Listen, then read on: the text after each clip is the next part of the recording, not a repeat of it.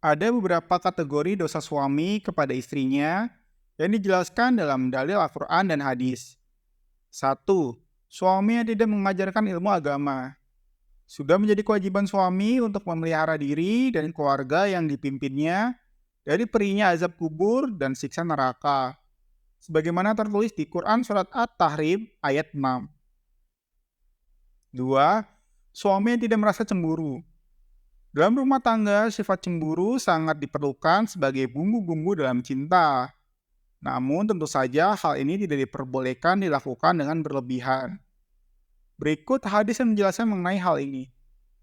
3 golongan yang Allah tidak akan melihat mereka pada hari kiamat, yaitu seorang yang durhaka kepada kedua orang tuanya, wanita yang menyerupai laki-laki, dan ad-dayuts.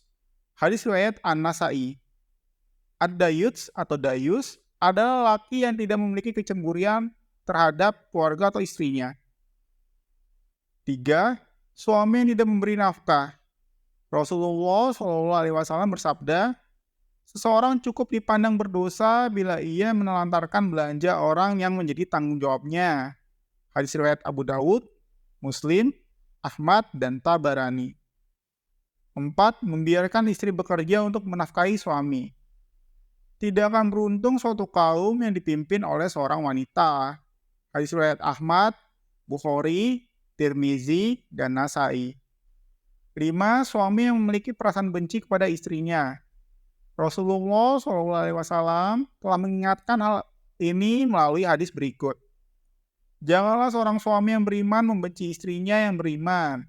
Jika dia tidak menyukai suatu akhlak darinya, dia pasti meridhoi akhlak lain darinya.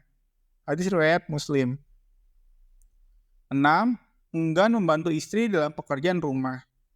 Rasulullah SAW mencontohkan untuk membantu istri dalam persoalan rumah sekalipun.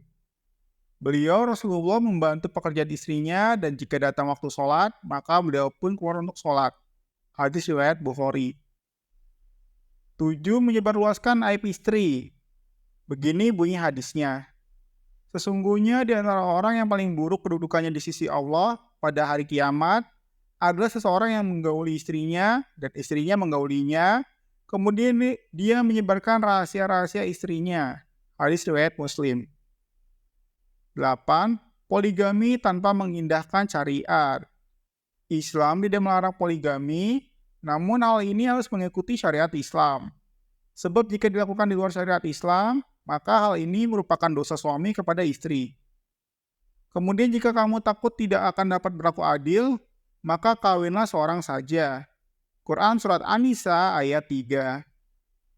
9. Menyakiti dan berbuat buruk pada istri.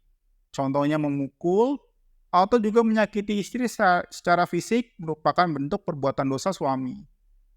Hendaklah engkau memberinya makan jika engkau makan, memberinya pakaian jika engkau berpakaian, tidak memukul wajahnya, dan menjelek-jelekannya.